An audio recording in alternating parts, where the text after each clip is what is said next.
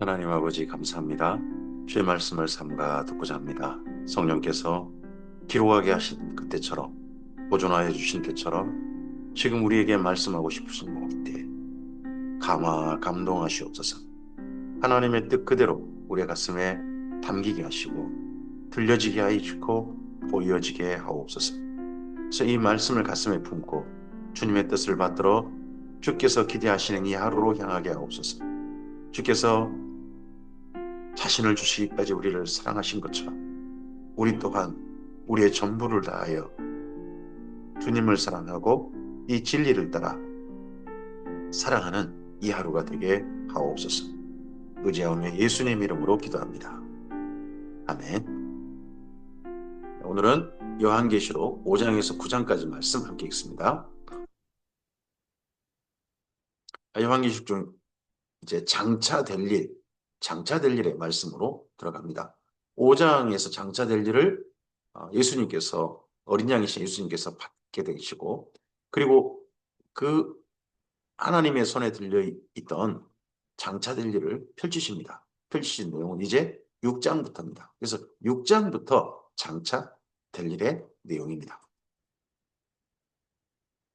요한계시록 5장입니다. 내가 보매 보좌에 앉으신 이의 오른손에 두루마리가 있으니 안팎으로 썼고 7인으로 봉하 있더라. 이 두루마리가 장차될 일이 쓰여진 책일 겁니다.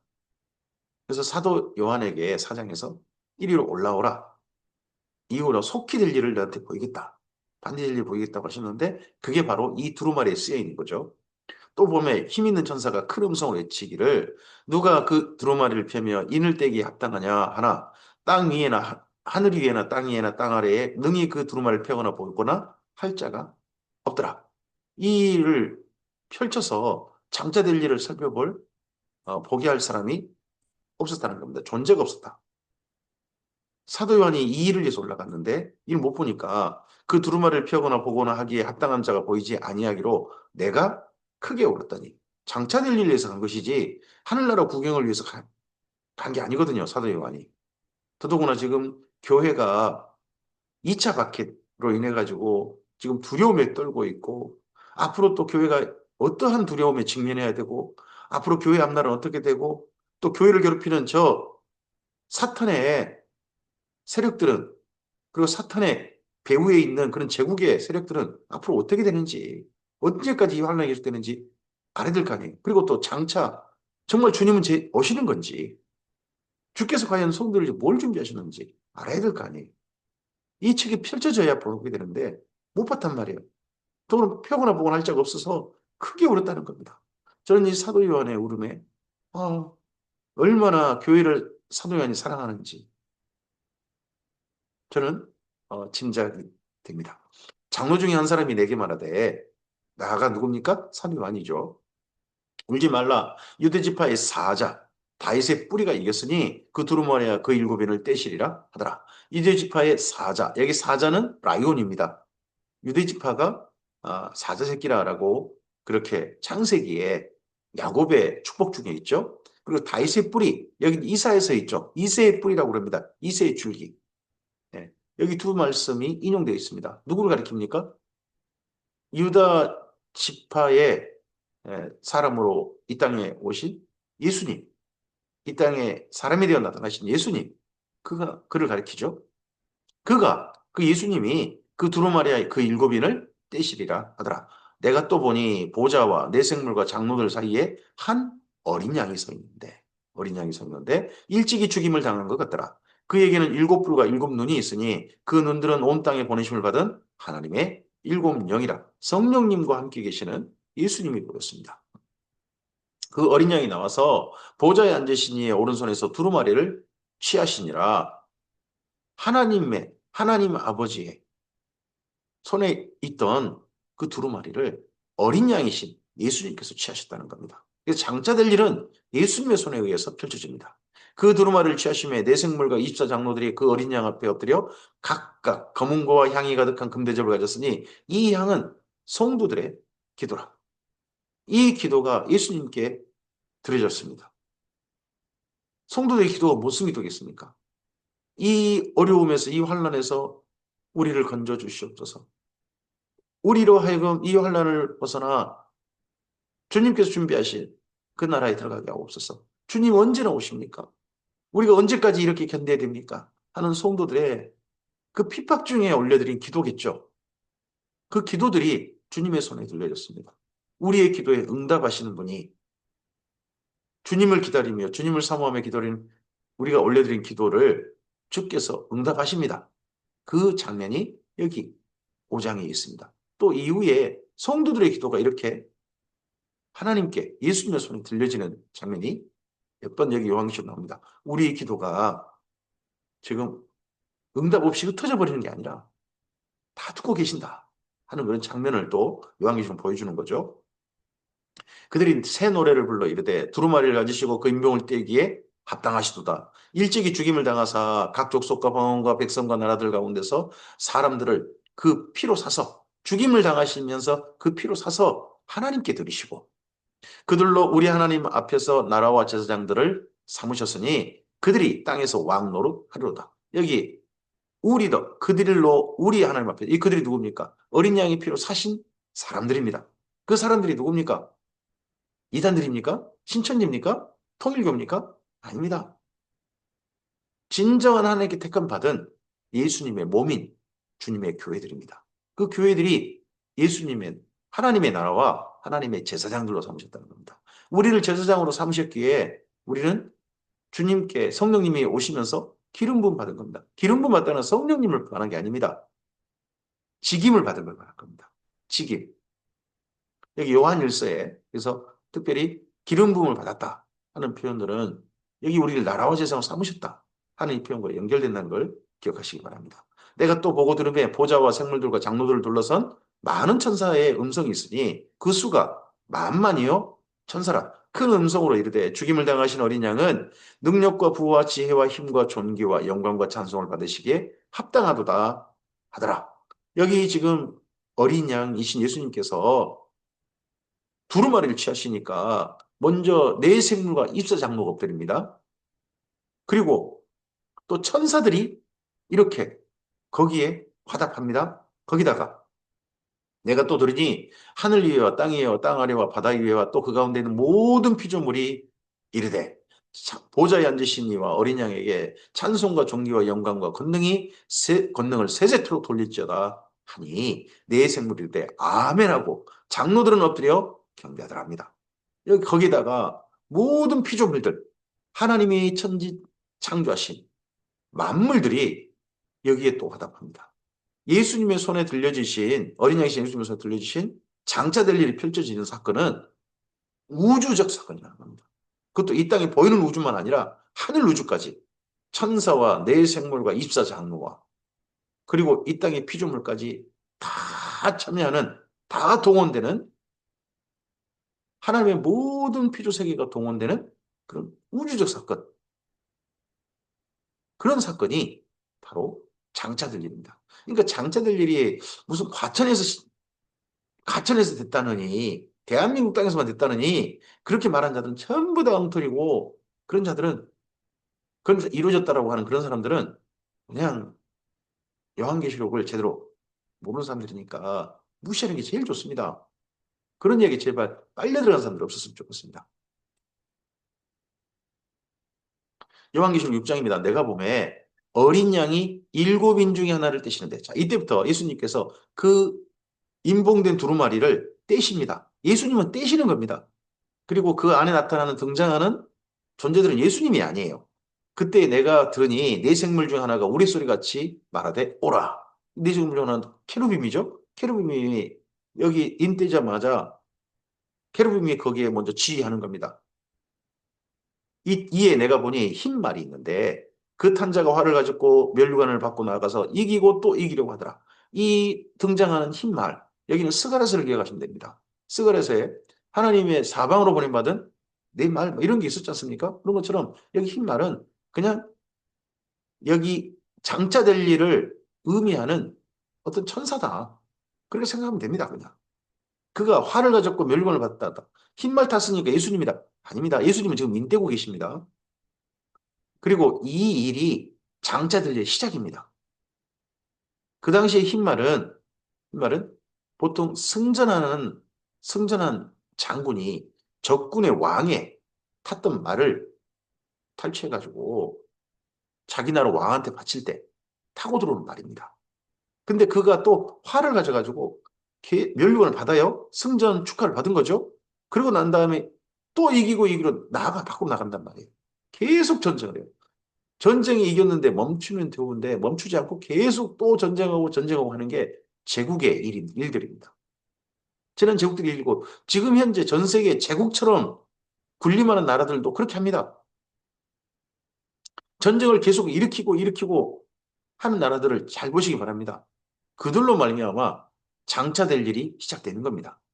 둘째 인을 떼실 때 내가 들으니 둘째 생물이 말하되 오라 하니 이에 다른 붉은 말이 나오더라. 그 탄자가 허락을 받아 땅에서 화평을 제하여 버리며 서로 죽이게 하고 또 큰 칼을 받았더라. 둘째 말이 이로 말미암아 큰 전쟁이 발발된 걸 마침내 나타난 것을 보여줍니다. 맨 처음에는 국지전 그렇겠죠. 작은 전쟁 그러다가 마침내 큰 전쟁이 터지는 겁니다. 이거 보면 장차될 일에 누가 결국 하는 거냐? 인간입니다. 사람이 종말을 가져옵니다. 사람들이. 성경의 말씀 그렇습니다. 또 종말의 큰 사건들 보면 사람들이 엄청나게 죽임당한 사건들, 그런 사건들 보면 다 인간이 관여됩니다. 세상의 재앙덩어리는 인간입니다. 셋째 인을 떼실 때에 내가 들으니 셋째 생물이 말하되 오라 하기로 내가 보니 검은 말이 오는데 그 탄자가 손에 저울을 가졌더라. 예수님은 계속 셋째 인을 떼실 때에 여기에만 머물러 있다는 걸 기억하시기 바랍니다. 그 셋째 생물이 이제 검은 말 나오는데 그 저울을 가졌다. 여기는 레이기 26장 26절을 기억하셔야 됩니다. 극심한 기근, 그 상징적인 거기를 생각하셔야 됩니다. 내가 내 생물 사이로부터 나는 듯한 음성을 들으니 한 데나리온의 밀한데요. 한 데나리온의 보리석대로다. 또 감람류와 포도주는 해치지 말라 한답니다. 여기에 밀과 보리, 감람류, 포도주는 극이 가나안 땅의 4대 식량입니다. 봄철에 거두는 식량은 밀과 보리고요. 가을철, 초막절 그 근처에 거두는 게 감람류, 올리브와 포도입니다. 이 4대 식량인데 그중에 밀과 보리는 극심한 기근을 이야기합니다. 한 데나리온이 하루 품삯입니다.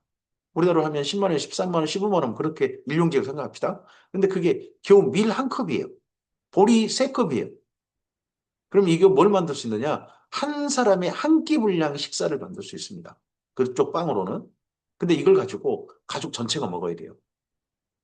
한 사람이 열심히 일해가지고 이 한 사람분의 겨우 한 끼, 빵 한 개 가지고 가족 전체 하루 먹어야 한단 말이에요. 극심한 기근이죠. 하지만 다른 쪽은 식량이 유통되죠. 왜 그럴까요? 전쟁에 이긴 나라는 그나마 식량이 유통되고 전쟁에 진 나라는 극심한 기근에 시달리게 됩니다. 전쟁이 당연한 결과입니다. 이스라엘 민족도 이런 일들을 겪었음을 우리는 구약 성경을 통해서 확인합니다.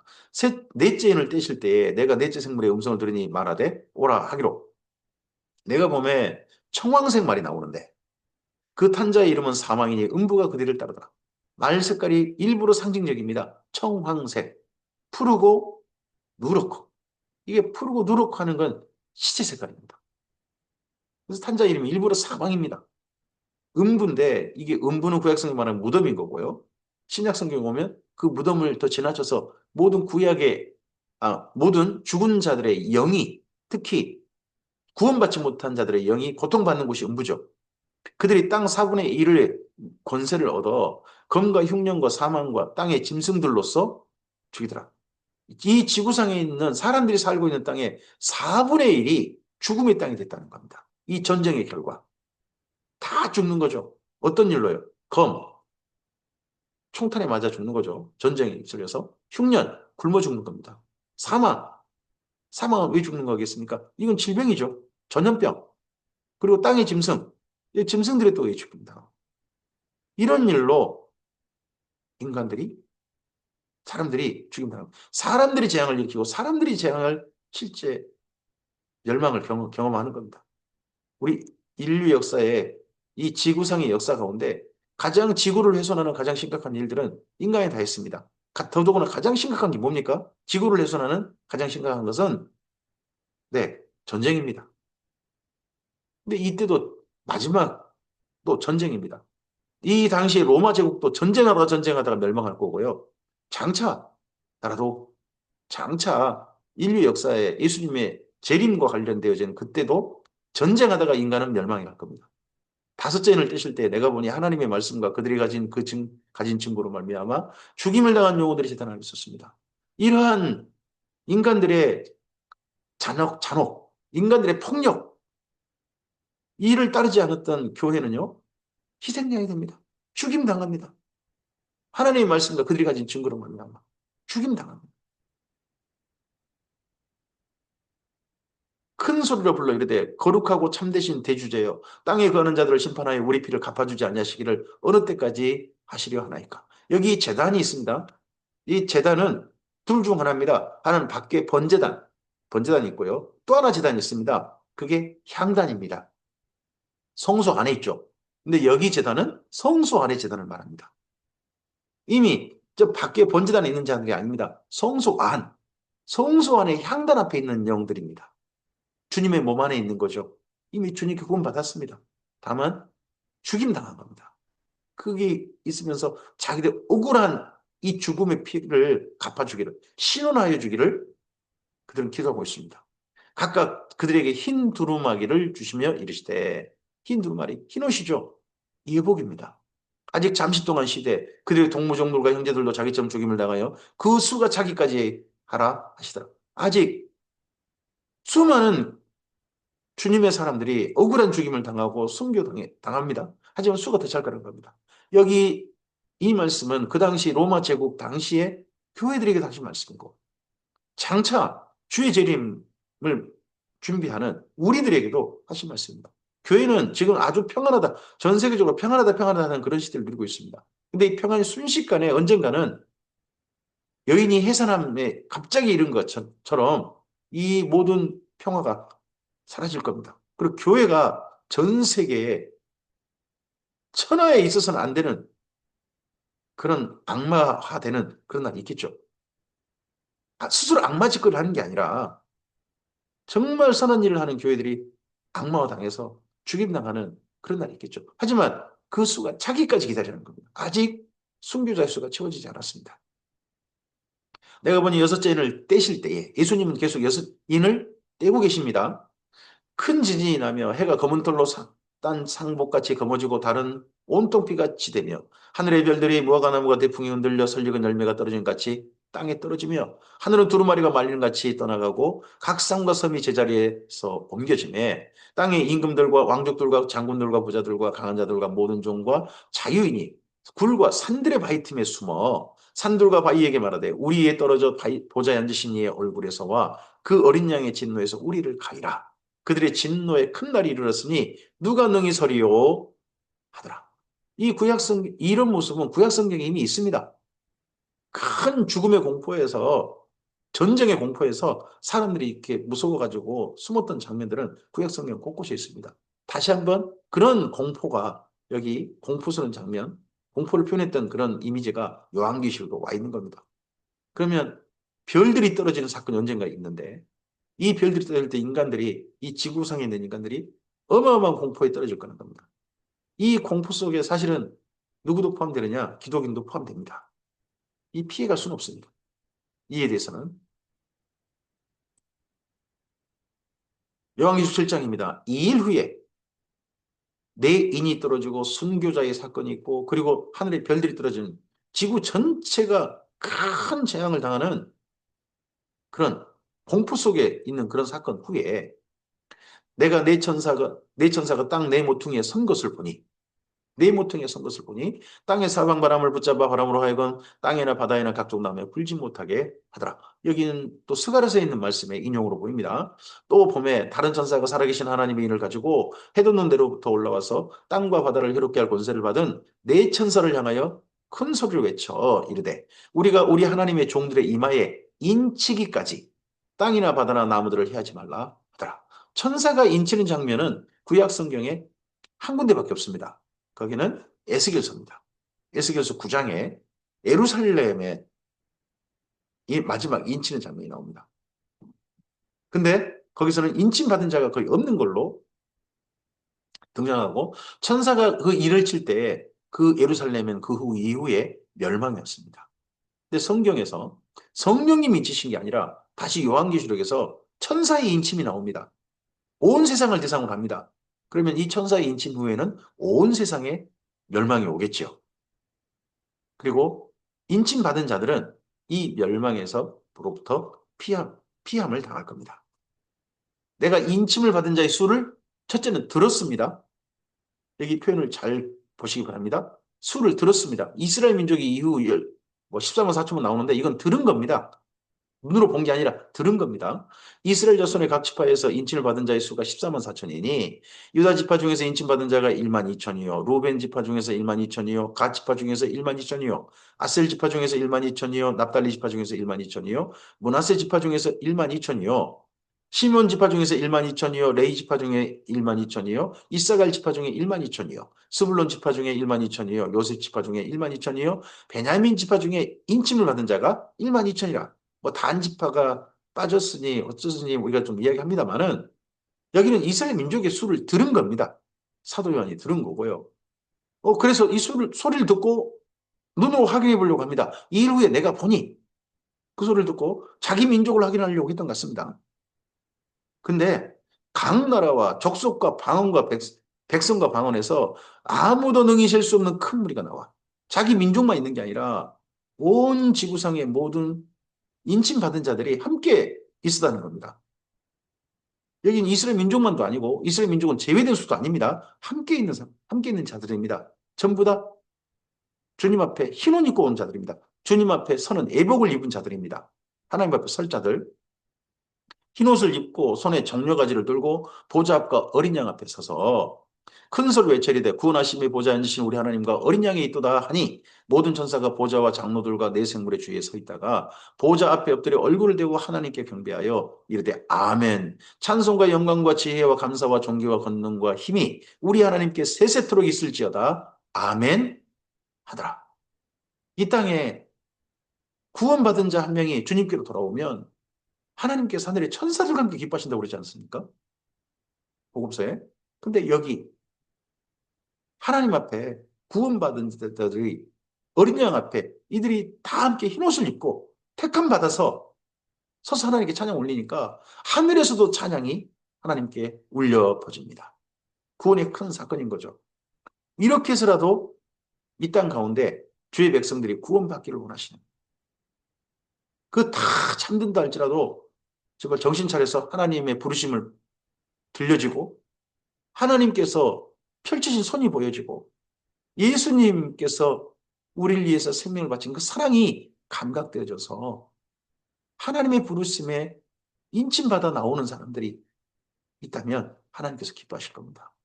그날도 이런 날이 있겠지만 지금 현재 아직 이런 요한계시록에서 예언되어진 그런 사건이 일어나기 전에 지금 이 시대 속에서 우리를 통하여 하나님께 주님께 돌아온 자가 있다면 하늘에서 우리도 하나님께 찬양 올려드리겠지만 하늘에서 하늘 세계가 천상 세계가 하나님께 찬양 올려드리며 기뻐하지 않겠습니까? 그런 일들이 오늘 우리의 삶 속에는 있기를 바랍니다. 장로 중 하나가 응답하여 나에게 이르되 이 흰옷 입은 자들이 누구며 또 어디서 왔느냐? 이 흰옷 입은 자들 그래서 내가 말하기를 내 주여 당신이 아시나이다 하니 여기도 스가랴서 식으로 답변하죠. 근데 거기가 사도 요한이 자기 민족만 있었다면 모르겠습니까? 근데 섞여 있어 함께 다 있으니까 내 주여 당신이 아시나이다. 그가 나에게 이르되 이는 큰 환란에서 나오는 자들인데 어린 양의 피에 그 옷을 씻어 희게 하였느니라. 피에 씻으면 옷이 휘어질까요? 여기 휘어진다는 표현은 정결하게 된다는 뜻입니다. 피에 씻으면 빨개지든지 하겠죠. 근데 여기 희해진다는 말은 정결하게 된다. 온갖 부정에서 온갖 더러우면서 죄에 더러우면서 씻어 휘어졌다. 그러므로 그들이 하나님의 보좌 앞에 있고 또 그의 성전에서 밤낮 하나님을 섬김에 보좌에 앉으시니가 그들 위에 장막을 치시니 이스라엘 민족이 하나님을 위해서 장막을 만들어 드렸죠. 성전을 만들어 드렸습니다. 하나님께서 이제는 주님의 교회를 위해서 직접 장막을 만드십니다. 거할 처소를 마련하십니다. 그들 위에 장막을 치시리. 예수님께서 말씀하셨습니다. 아버지 집에 가신다. 그곳에서 그할 초소를 마련하시겠다. 그 초소 이름이 여기 요한계시록은 새 예루살렘 아니겠습니까? 그들이 다시는 줄이지도 아니하며 목마르지도 아니하고 해나 아무 뜨거운 기운에 상하지도 아니하리니 이는 보좌 가운데 계신 어린 양이 그들의 목자가 되사 생명샘으로 인도하시고 하나님께서 그들의 눈에서 모든 눈물을 씻어 주실 것입니다. 그러면 이 말씀을 받은 주님의 교회가 어떤 일을 겪고 있는 겁니까? 지금 현실에서는 줄이고 목마르고 상함받고 눈물로 오늘을 지내는 그런 현실일 겁니다. 여기 이 편지를 받는 교회들도 교회 핍박 속에, 압박 속에 지금 이렇게 지내고 있을 것이고, 이 이후 주님의 교회들이 이런 억울한 일들을 많이 겪을 겁니다. 지금 교회들이 이렇습니까? 이런 일 겪습니까? 우리나라 교회들이 줄이고 목마르고 상함받고 억울하게 날마다 울고 억울한 정말 그런 날들입니까? 아니지 않습니까? 지금 우리 너무나 평안하다 평안하다 하는 그런 삶을 살고 있는 겁니다. 여기 로마의 기독교 1차 박해, 거기는 정말 2차 박해, 더구나 10차 박해 갈 동안 교회가 어떤 일을 겪었습니까? 그 이후에 또 로마 제국의 그 이후의 시대 속에 기독인들이, 순전한 기독인들이 2천만 명 넘게 순교했다고 하지 않습니까? 지금도 지구 곳곳에서는, 일부에서는 예수님을 믿는다는 그 신앙 때문에 죽임당하는 그런 일들이 있습니다. 앞으로는요, 전 세계가 그런 일을 겪는 일이 있을 겁니다. 요한계시록 8장입니다. 일곱째 인을 떼실 때에 이제 드디어 인봉이 다 열린 겁니다. 일곱 인으로 책을 두루마리를 펼치지 못하게 싸고 있었는데 일곱째 인까지 뗐으면 드디어 책 내용이 보이겠죠. 그래서 일곱째 인을 펼쳤더니 그 안에 내용이 보인 겁니다. 하늘이 반시간쯤 고요하더니 내가 보매 하나님 앞에 일곱 천사가 서 있어 일곱 나팔을 받았다. 그러면 그 내용이 뭡니까? 책 내용이 일곱 나팔했다는 겁니다. 일곱 나팔 중에 마지막 나팔은 일곱 대접도 포함되어 있습니다. 또 다른 천사가 와서 제단 곁에 서서 금향로를 가지고 많은 양을 받았으니 이는 모든 성도의 기도 합하여 보좌 앞 금제단에 드리고자 합니다. 요한계시록을 읽을 때 우리 한 가지 기억하셔야 될 게 있습니다. 하나는 요한계시록은 전체 장면을 한 가지 대표만 말하고 간다는 겁니다. 그리고 난 다음에 한 가지 대표하고 난 다음에 나머지 쭉쭉쭉 전체를 잡고 있는 경우가 있습니다. 내가 본 것을 말한다. 근데 보고 들은 겁니다. 여기도 일곱 나팔을 말합니다. 근데 일곱 나팔 다음에 일곱 대접이 있고요. 일곱 대접도 나중에 보면 이 세상의 종말과 성도의 종말, 성도의 영혼으로 가는 그 길, 그렇게 다 보여줍니다. 근데 그 중에 대표가 뭐냐 그러면 일곱 나팔로 보는 겁니다. 그리고 여기에 다시 두 번째 기도가 등장합니다. 앞서서 기도가 있었지 않습니까? 순교자의 인, 다섯 번째 인 때. 근데 여기 일곱 나팔이 등장할 때 또 기도가 등장합니다. 향로 곁에 서서 금향로를 가지고 많은 영을 받았으니 이는 모든 성도가 기도 아파요 하나님께 드리는 향단, 분향단, 분향제단 거기에서 기도합니다. 다시 또 기도가 올려드려지고 그 기도의 응답이 바로 일곱 나팔이다. 일곱 대접이다. 그리고 악한 자들의 종말과 그리고 성도들이 나가는 영혼의 길 이것도 다 기도 응답이다 하는 거죠. 향연이 성도의 기도와 함께 천사의 손으로부터 하나님 앞으로 올라가는지라. 천사가 향로를 가지고 제단에 물을 담아다가 땅에 쏟음에 우레와 음성과 번개와 지진이 나더라. 일곱 나팔을 가진 일곱 천사가 나팔 불기를 준비하더라. 첫째 천사가 나팔을 부니 피 섞인 우박과 불이 나와서 땅에 쏟아짐에 땅 3분의 1이 타버리고 수목의 3분의 1로 타버리고 각종 푸른 풀도 다 버렸더라. 이 우박이 쏟아진 사건, 이건 이전에 출애굽 하기 전에 10가지 재앙 속에 있었죠. 근데 여기는 땅 3분의 1, 수목의 3분의 1입니다. 여기가 로마 제국이겠습니까? 아니요, 여기는 아니고 예수님 때의 장면으로 가야 될 것 같습니다. 예수님 재림 때 정도에 그것도 뭐 로마 제국 또는 이집트 제국 그 정도가 아니라 지구 전체가 되겠죠. 그럼 이 정도 되려면 무슨 사건이 있어야 되겠습니까? 앞서서 여섯 번째일 때 별 떨어진 사건, 그 사건의 후속파로 생각하시면 되지 않을까 싶습니다. 별들이 떨어져서 지구의 3분의 1이 완전히 훼손돼 버리는. 그러면 그 별들이 떨어진 것이 지구 전체를 멸망시키는 그런 사건 정도의 별들은 아니다 하는 것은 우리가 좀 생각해 볼 수 있을 것 같습니다. 둘째 천사가 나팔을 보니 불붙은 큰 산과 같은 것이 바다에 던져주매 바다의 3분의 1이 피가 되고 바다 가운데 생명 가진 피조물들의 3분의 1이 죽고 배의 3분의 1이 깨지다.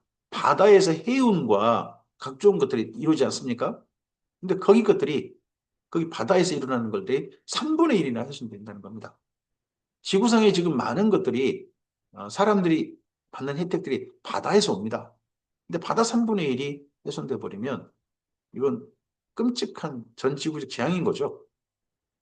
아마도 이것도 별 떨어진 후에 후속파로 이해할 수 있을 것 같습니다. 셋째 천사가 나팔을 부니 햇불같이 타는 큰 별이 하늘에서 떨어져 강들의 3분의 1과 여러 물샘에 떨어지니 이 별의 이름은 쓴쑥이라. 물의 3분의 1이 쓴쑥이 되매 그 물이 쓴물이 되므로 많은 사람이 죽더라. 이 별 떨어진 영향력이 그 다음에 사람들이 마시는 물에도 영향을 주는 걸로 보입니다. 어부가 떠오릅니까? 이전의 사건으로 보면 출애굽 전에 나일강이 피가 되었던 뭐 그런 사건이 좀 떠오르긴 합니다. 근데 여기는 그냥 마셔서 해가 되는 정도가 아니라 먹으면 죽는다는 겁니다. 먹거나 또는 마시지 못해서 그래서 죽는다는 겁니다. 여기에 쓴쑥이라는 이름이 러시아로 하면 우리에게 조금은 좀 상당히 장차 이 사건이 그런 쪽인가 하고 생각해 볼 만한 부분이 있습니다. 이제 꼭 그런 쪽이겠냐 싶긴 합니다만은 그게 뭐냐 그러면 아, 체르노빌입니다. 쓴쑥이라는 말이 러시아어로 하면 체르노빌이라고 합니다. 지구상에서 일어나는 우리 주변의 사건 가운데 음, 한번 그쪽 관련해서 민물이 오염된다. 사람들이 마실 물이 육지의 물들이 오염된다. 뭘로? 왜 그것 때문에 사람들이 이런 해를 받는가? 한다면 그런 쪽도 생각해 볼 만하다는 겁니다. 넷째 천사가 나팔을 보니 해 3분의 1과 달 3분의 1과 별들의 3분의 1이 타격을 받아 그 3분의 1이 어두워지니 낮 3분의 1은 비춤이 없고 밤도 그러더라.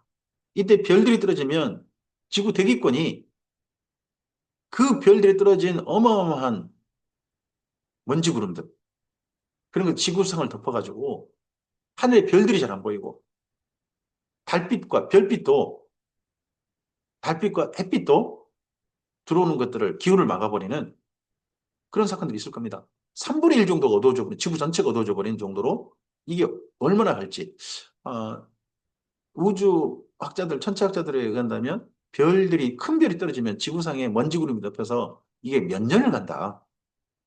그런 바람에 지구 전체가 추워져서 빙하기 같은 그런 현상이 일어난다 하고 그렇게 보거든요. 그렇게 좀 예상을 하거든요. 짐작을 하거든요. 이런 사건들이 있을 수 있겠죠. 내가 또 보고 들으니 공중에 날아가는 독수리가 큰 소리가 이르되 땅에 사는 자들에게 화가 있으리니 화가 3개 남았다는 거죠. 지금 7나팔이지 않습니까? 네 번째 나팔까지 불렸습니다. 이는 새 천사들이 불어야 할 나팔 소리가 남아있음이로다 하더라. 요한계시록 9장입니다. 다섯째 천사가 나팔을 불매 여기 첫 번째부터 네 번째까지는요. 어떻게 보면 피조물 중의 재앙입니다. 우주가 동원되죠. 지구라는 별 안에 그리고 지구라는 별 밖에 그런 피조물들이 동원된 천지 만물이 동원된 그러한 재앙이었습니다. 근데 다섯째 천사가 나팔을 불매 내가 보니 하늘에서 땅에 떨어진 별 하나가 있는데 여기 떨어졌다라는 표현도 있습니다만 내려온이라고 번역하는 게 더 적절하다고 그렇게 보는 분도 많습니다. 그가 무저갱의 열쇠를 받았더라. 하나님께서 버림받았다면 하늘에서 땅에 떨어졌다는 게 아니라 내려온 하나님께서 주신 열쇠를 받아서 무저갱의 문을 받드는 천사니까 떨어졌다 그러면 그 어감이 뭐예요? 타락했다 뭐 그런 의미가 되잖아요. 그런 식으로 연상이 되잖아요. 그렇지 않고 그러니까 하늘에서 땅에 내려온 별 하나가 있는데 그가 무적의 연수를 받았더라. 이런 번역이 훨씬 더 적절해 보이죠. 그가 무적의 영을 여니 하나님의 지시에 의해서 예수님의 지시에 의해서 무적의 영을 연 거죠. 그 구멍에서 큰 화덕의 연기 같은 연기가 올라오매 해와 공기가 그 구멍의 연기로 말미암아 어두워지며 또 황충이 연기 가운데서부터 땅 위에 올라오매 그들이 땅에 있는 정갈의 권세 같은 권세를 받았더라. 여기 황충은 메뚜기입니다. 성경에 메뚜기 재앙이 앞서서 2번 있었습니다. 하나는 출애굽 전에 10가지 재앙 중에 하나가 있어. 메뚜기 재앙이었죠. 그리고 요엘서가 메뚜기 재앙입니다. 그리고 요한계시록의 메뚜기 재앙, 황충 재앙인데 이 황충은요, 그냥 지구상에서 형성되는 그런 메뚜기가 아닙니다. 여기는 음부 가운데서, 무적인 가운데서 올라온 그런 황충입니다. 그들에게 이르시되 땅의 풀이나 푸른 것이나 각종 수목은 해하지 말고 오직 이마에 하나님의 인칭을 받은 사람들만 해하라 하시더라. 원래 황충은 메뚜기는 이 땅에 있는 모든 푸른 것, 나무, 열매 이런 걸 먹어버립니다. 근데 여기 다섯 번째에 등장하는 황충은 다섯 번째 나팔에 등장하는 황충은 무저경에서 올라와서 사람들만 해합니다. 그것도 어떤 사람만 고릅니까? 전부 다가 아닙니다. 이마에 하나님의 인침을 받지 아니한 사람들만 해한다는 겁니다. 인침 받은 자들은 고통 안 당하는 거죠. 이들로부터. 이 다섯 번째 나팔에는 뭐가 또 떠오릅니까? 앞서서 애굽의 10가지 재앙 가운데 후반부 재앙은 고센 땅에는 재앙이 임하지 않고 나머지 이집트 전역에 재앙이 임하는 그런 사건들이 있지 않습니까? 그런 것들이 또 연상이 되죠.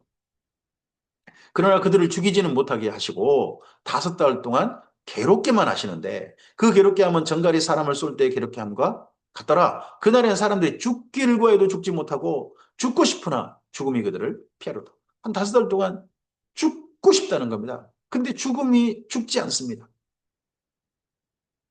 고통만 당합니다. 계속 살아있습니다. 살아있으면서 죽고 싶을 정도 고통이 지속됩니다. 이게 하나님께서 마지막 이 땅에 인침받지 않는 자들, 구원받지 못한 자들을 향한 하나님의 마지막 부르심으로 보입니다.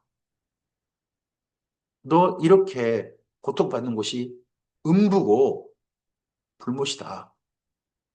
너 기회 이런 데 갈래. 지금이라도 제발 돌이키지 않겠느냐 하는데 여기 사건 때 회개하는 자가 없습니다. 하나님이 이렇게 하셔도 회개하는 자가 없어요. 앞서서 별 떨어질 때는 인침받은 자가 있는 것 같습니다. 근데 여기 다섯 번째 나팔 때는 회개한 자가 나타나지 않습니다. 황충들의 모양은 전쟁을 위하여 준비한 말들 같고 그 머리에 금 같은 관 비슷한 걸 썼으며 그 얼굴은 사람의 얼굴 같고 또 여자의 머리털 같은 머리털이 있고 그 이빨은 사자의 머리털 같으며 또 철 호신경 같은 호신경이 있고 그 날개 소리는 병거와 많은 말들이 전쟁터 달려가는 소리 같으며 또 정갈과 같은 꼬리와 쏘는 살이 있어 그 꼬리에는 5달 동안 사람들을 향하는 권세가 있더라. 이 내용들을 황충들의 모양과 소리 그들의 움직임을 해석할 게 뭐가 있습니까? 그냥 사도 요한이 본 겁니다. 이런 모양이더라. 이렇게 행동하더라. 본문 우리 그냥 보면 되는 거예요. 여기는 해석할 게 없습니다. 그래도 5달 동안 해야 하는데, 사람들 해야 하는데, 우리 해야 한다는 거 아니지 않습니까? 누구를 해야 한다는 겁니까? 예수님 재림 직전에 별 떨어졌는데도 회개하지 않는 사람들, 한 번 더 하나님께서 그들을 괴롭게 하면서 회개할 길을 주셨다 하는 정도로 이해하면 되죠. 이거 맛보고 싶으신다면 굳이 해석하시고요.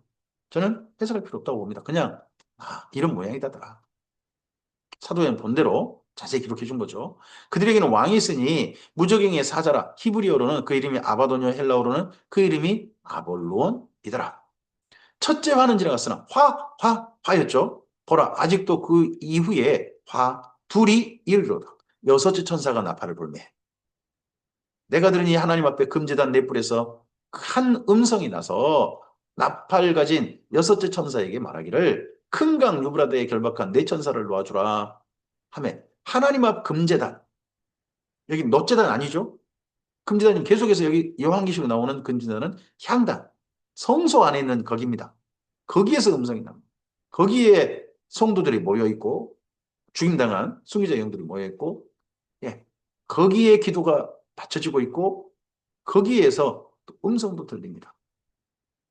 금강 유브라데에 결박한 네 천사를 놓아주라 하며 네 천사가 놓였으니 그들은 그 연 월시에 이르러 사람 3분의 1을 죽이기로 준비된 자들입니다. 앞서서 인을 뗄 때 지구의 3분의 1이 죽임에 휩싸였습니다. 지구의 4분의 1이. 근데 여기 여섯 번째 나팔 때는요.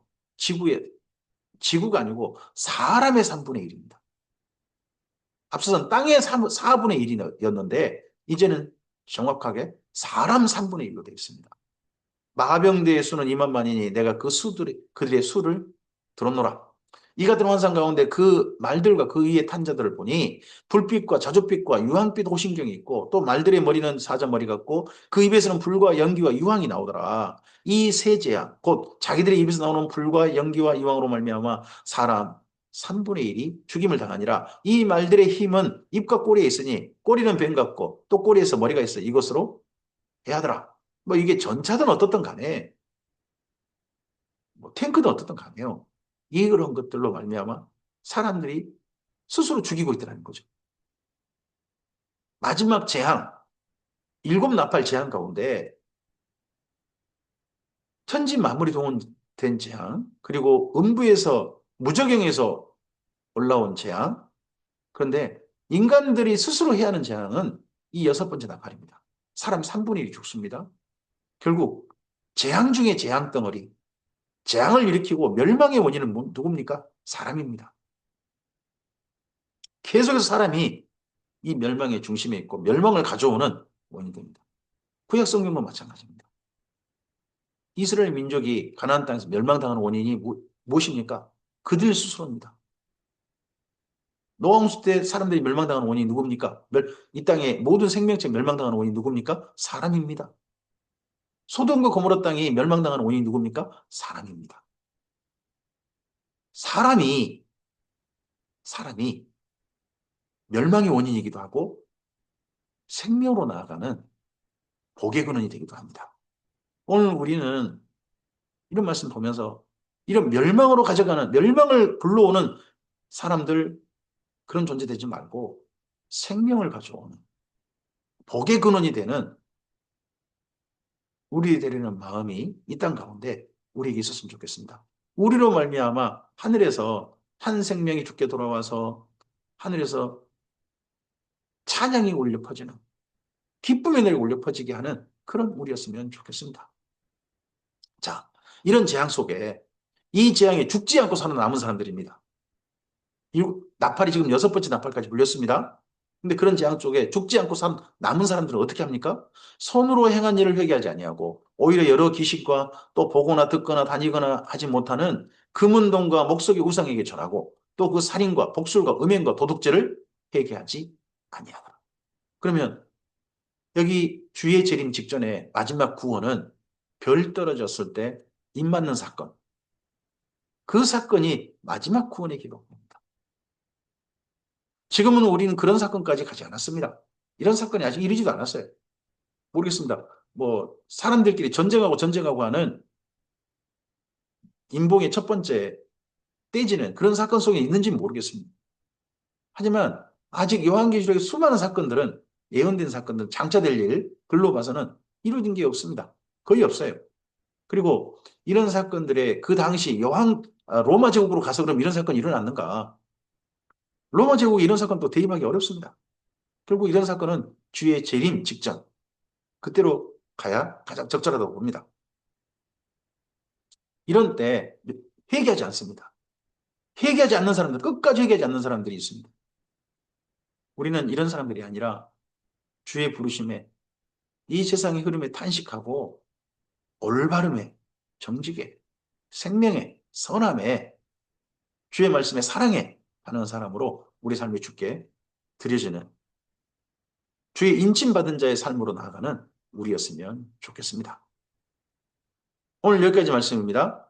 이 말씀 이어서 이제 10장 말씀으로 또 이어져가겠습니다. 마지막 성경의 맨 뒷 말씀을 우리가 살피면서 하나님 앞에 생명으로 나아가는 자가 있고 멸망으로 나아가는 사람들이 있는 게 보입니다. 오늘 우리의 삶이 생명으로 나아가는, 영생으로 나아가는 하나님께 택함 받은 자, 밖에 번제단 앞에 서는 자 정도가 아니라 성소 안에 분향제단, 거기 앞에까지 주와 함께 들어가는 제사장이지 않습니까? 주와 함께 그 자리까지 서는 우리였으면 좋겠습니다. 이 하루가 하나님께 산제사로 올려드려지기를 바랍니다. 감사합니다.